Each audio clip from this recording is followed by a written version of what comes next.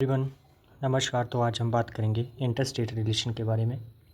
हमने इससे पहले जो है वो बैकग्राउंड ख़त्म कर लिया है कॉन्स्टिट्यूशन डेवलपमेंट का, और आज हम देखेंगे जो हमारा प्रोसेस स्टार्ट हुआ है सिस्टम ऑफ गवर्नमेंट का या सिस्टम ऑफ गवर्नेंस का, जो हमारा सेकंड पार्ट है लक्ष्मीकांत का, हमने वो शुरू किया हुआ है। और उसी कड़ी में जो हमारा आज का चैप्टर होगा वो होगा अंतर्राज्य संबंध।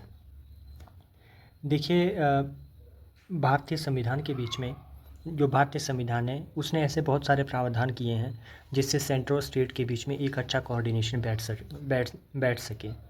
उसी चीज़ को देखते हुए इसका भी इंट्रोडक्शन हुआ था, जो हम आगे देखेंगे इसमें क्या क्या प्रोविज़न है उन सब चीज़ों का, ताकि एक बेहतर कोऑर्डिनेशन और एक अच्छे तरीके से गवर्नमेंट जो है वो वर्क कर फंक्शन कर पाए। अगर हम इसके इंट्रोडक्शन की बात करें तो इंडियन कॉन्स्टिट्यूशन का पार्ट 11 जो है एंड आर्टिकल 245 से 263 की 3 जो है वो डील करता है central state and inter state relation से। अब इसमें कुछ चीज़ें ध्यान देने वाली है। पहले तो ये कि इंटर स्टेट रिलेशन इंश्योर करते हैं क्या, जैसे कि मैंने आपको बताया कि cooperation, coordination and conflict resolution among the states. तो इस चीज़ का भी आपने ध्यान देना है इस चीज़ पे।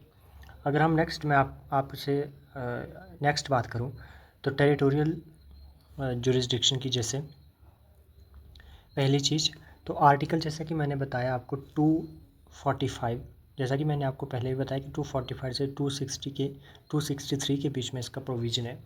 तो आर्टिकल 245 बोलता है कि पार्लियामेंट जो है वो लॉ बना सकती है फॉर होल और any part of India, state legislature for its territory and state जो है स्टेट लेजिस्लेचर जो है वो अपनी टेरिटरी के लिए लॉ बना सकती है। States can not legislate extra territorially,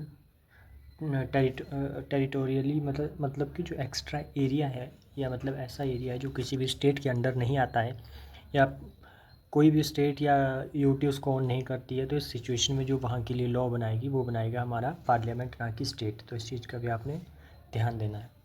next जो हमारी चीज़ आती है वो है parliament is authority is superior in case of conflict. मान लीजिए स्टेट और सेंटर के बीच में अगर सिचुएशन में कॉन्फ्लिक्ट हो जाता है तो उस सिचुएशन में जो है वो जो पार्लियामेंट लॉ बनाएगी वो ओवर रूल कर देगा स्टेट के रूल को। देन उसके बाद आता है inter state comity mutual respect and cooperation, full faith and credit. Article 261 बोलता है कि public acts, records, judicial proceedings of one states are recognised in others. मतलब कि जैसे जैसे फॉर एग्जांपल हम जुडिशियल प्रोसीडिंग्स करते हैं तो हम कई बार जैसे कोर्ट में भी देखते हैं तो वो उस चीज़ को कोर्ट करते हैं कि इस हाई कोर्ट ने या फलाने हाई कोर्ट ने जो है वो ये इस केस को लेकर के ये अपनी जजमेंट दी है। तो इस तरह की चीज़ें होती हैं। नेक्स्ट है inter state recognition of laws and judicial proceedings. इसमें जैसे civil and criminal judgments valid across India, तो इस चीज़ पे भी आपने ध्यान रखना है इस चीज़ का। Inter state recognition of laws और जुडिशियल प्रोसीडिंग्स में जैसा कि मैंने आपको बताया पहले भी कि इंटर स्टेट मतलब कि जो भी एक स्टेट की प्रोसीडिंग्स होती है, अगर हमारी जो जुडिशरी है वो एक सिंगल यूनिट की तरह काम करती है, एक हायरार्की है, supreme court, high court and subordinate courts. तो जब कोई भी जो स्टेट का कोर्ट है, जैसे कि हमारे पास अभी आज के समय में 25 हाई कोर्ट है, तो उनमें से कोई भी हाई कोर्ट अगर किसी केस को लेकर के जजमेंट पास करता है तो कहीं ना कहीं वो रेफरेंस के तौर पर अदर हाई कोर्ट्स या सबऑर्डिनेट कोर्ट्स भी उसको यूज़ कर सकते हैं। उसके बाद आता है freedom of inter state trade, commerce and intercourse. ये आर्टिकल 301 से 30 के बीच में ये प्रोविज़न है। ये इंश्योर करता है इकोनॉमिक यूनिटी को देश की। देन एक्सेप्शन, इसमें पार्लियामेंट यह इम्पोज रिस्ट्रिक्शन इम्पोज कर सकती है किसके लिए, for public interest and essential commodities. तो ये सब चीज़ें इसमें आती हैं। अगर हम adjudication of inter state water dispute, ये बहुत इंपॉर्टेंट है, इसको आप मार्क करके रख लें। यहाँ से काफ़ी बार सवाल पूछे जाते हैं, चाहे वो मेंस हो चाहे वो प्री हो। आर्टिकल 262, पार्लियामेंट में provide for adjudication by law. पहली चीज़, वाटर डिस्प्यूट्स ट्रिब्यूनल एस्टेब्लिश्ड, जैसे कि कृष्णा कावेरी, रावी व्यास डिस्प्यूट एक्सेट्रा, ये सब चीज़ें हमने देखी है। वाटर डिस्प्यूट ट्रिब्यूनल मतलब बनाए जाते हैं। इसके बाद अगर मैं बात करूं, जैसा कि मैंने बताया आपको अंतर्राज्यीय जल विवाद, तो आर्टिकल 262 अंतर्राज्यीय जल विवादों के संबंध में ये प्रोविज़न देता है। इसमें दो प्रावधान हमें देखने को मिलते हैं। पहला तो ये कि पार्लियामेंट कानून बनाकर जो इंटरस्टेट वाटर डिस्प्यूट है, नदियों या नदी घाटियों के जल के प्रयोग, बंटवारे एवं उसके कंट्रोल से संबंधित किसी भी डिस्प्यूट पर शिकायत या उस पर न्याय निर्णय कर सकती है। संसद ये भी मतलब इंश्योर करती है कि ऐसे किसी विवाद में ना ही सुप्रीम कोर्ट और ना ही कोई अन्य न्यायालय अपने अधिकार का प्रयोग करे। तो ये चीज़ भी आपने बहुत इसके ऊपर ध्यान देना है। इसी प्रावधान के अधीन जो है वो संसद ने 2 कानून बनाए। नदी बोर्ड अधिनियम 1956, जैसे कि आपको पता होना चाहिए इसका। और एक जैसे मैंने यहाँ पे लिखा भी हुआ कि सुप्रीम कोर्ट जो है एक्सक्लूडेड होता है इसमें। नदी बोर्ड अधिनियम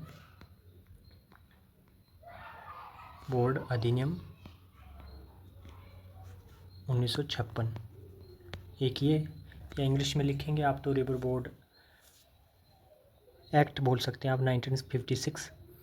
और उसके बाद आता है एक अंतर्राज्यीय जल विवाद अधिनियम 1956, मतलब कि inter state border dispute act 1956। तो 2 एक्ट बनाए हैं। उसके अंडर क्या करते हैं, नदी बोर्ड अधिनियम अंतर्राज्यीय नदी और नदी घाटियों के नियंत्रण एवं उसके डेवलपमेंट के लिए नदी बोर्डों की स्थापना हुई है। नदी बोर्ड की स्थापना जो है वो संबंधित राज्यों के निवेदन पर केंद्र सरकार द्वारा उन्हें सलाह देने हेतु की जाती है। देखिए नदी बोर्ड जो बनते हैं, जैसा कि मैंने आपको बताया भी है ऊपर, तो वो उसकी जो मतलब कोई भी सजेशन रहता है वो बाइंडिंग नहीं होता है। अंतर्राज्यीय जल विवाद अधिनियम केंद्र सरकार को क्या करता है, इंटर स्टेट रिवर या रिवर वैली के वाटर के संबंध में 2 अथवा अधिक स्टेट्स के बीच जो डिस्प्यूट के न्याय हेतु एक जो प्रोविजनल कोर्ट के रूप में काम करता है। तो इस तरह की चीज़ें इसमें आती हैं। अब हम नेक्स्ट बात करेंगे इंटर स्टेट काउंसिल, आर्टिकल 263। ये भी एग्जामिनेशन पर्सपेक्टिव से काफ़ी इंपॉर्टेंट है। इसका क्या है कि जब राज्यों के मध्य तथा केंद्र मतलब सेंटर एंड स्टेट्स के मध्य कोऑर्डिनेशन के लिए जो है ये इंटर स्टेट काउंसिल के गठन का प्रावधान हुआ है। इस प्रकार क्या होता है कि प्रेसिडेंट यदि किसी समय ये उनको लगता है कि ऐसी जो भी काउंसिल का गठन सार्वजनिक हित में है तो वह ऐसी काउंसिल का गठन करता है। प्रेसिडेंट ऐसी परिषद के ड्यूटीज़, उनका स्ट्रक्चर और उनकी प्रोसीडिंग्स को डिफाइन कर सकता है। तो मतलब ये आपने देख लिया, इधर शॉर्ट नोट्स में लिखा हुआ है कि president for cooperation and dispute resolution, constitutional body but advisory in nature. इसकी देखिए, इसकी भी जो भी ये एडवाइस देगी, सजेशन देगी, वो बाइंडिंग नहीं होगी नेचर में। सरकारिया कमीशन ने इसको रेकमेंड किया था, रेकमेंडेड स्ट्रेंथनिंग के बारे में उन्होंने बोला था। फिर नेक्स्ट जो हमें चीज़ देखने को मिलती है इसी में आगे, इसके अलावा यहाँ पर अगर मैं बात करूँ अभी तक जैसे जल विवाद न्याय अधिकरण, तो जैसे मैंने ऊपर आपको बताया भी था, जो कृष्णा जल विवाद अधिकरण, गोदावरी है, नर्मदा है, रावी, ब्यास, इस तरह की बहुत सारी है। तो हमने देखा इन सब चीज़ों को।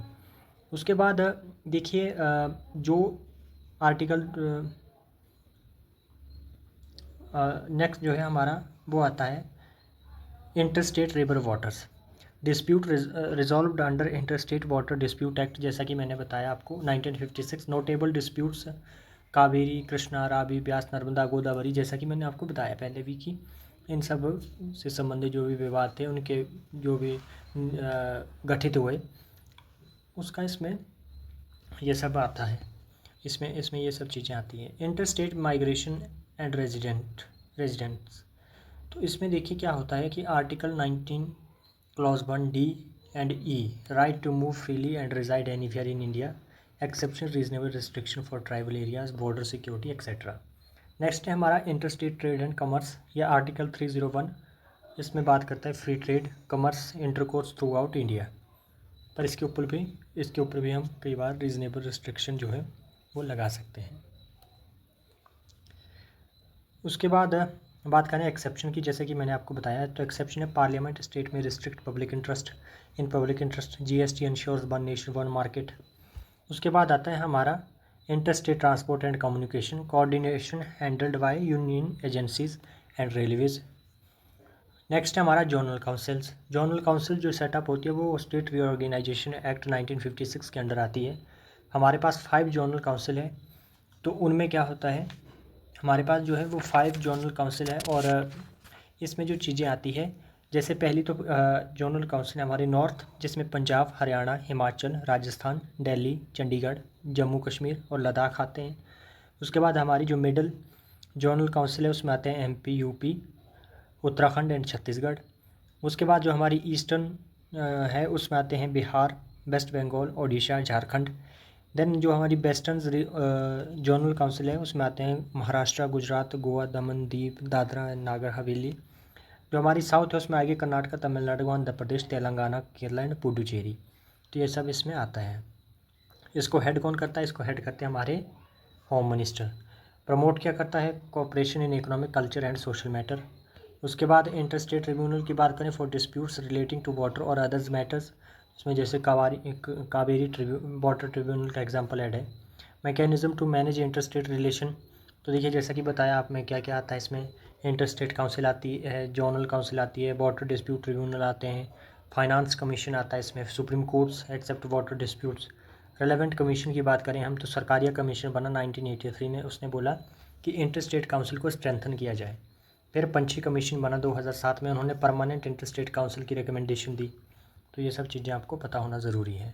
अगर हम की आर्टिकल की बात करें तो आपको आर्टिकल 245 से 255 के बीच में डिस्ट्रीब्यूशन ऑफ लेजिस्लेटिव पावर है। उसके बाद आर्टिकल 261 में फुल फेथ एंड क्रेडिट की बात आती है। आर्टिकल 262 बोलता है कि इंटर स्टेट वाटर डिस्प्यूट को किस तरह से हैंडल किया जाएगा। फिर इंटर स्टेट काउंसिल आती है 263 के अंदर। फिर आर्टिकल 301 to 307 बोलता है ट्रेड, कमर्स एंड इंटरकोर्स के बारे में, उसमें प्रोविज़न देखने को मिलते हैं। तो ये आज का हमारा चैप्टर था। चैप्टर थोड़ा छोटा था पर एग्जामिनेशन पर्सपेक्टिव से जो है वो काफ़ी इम्पॉर्टेंट है। अगर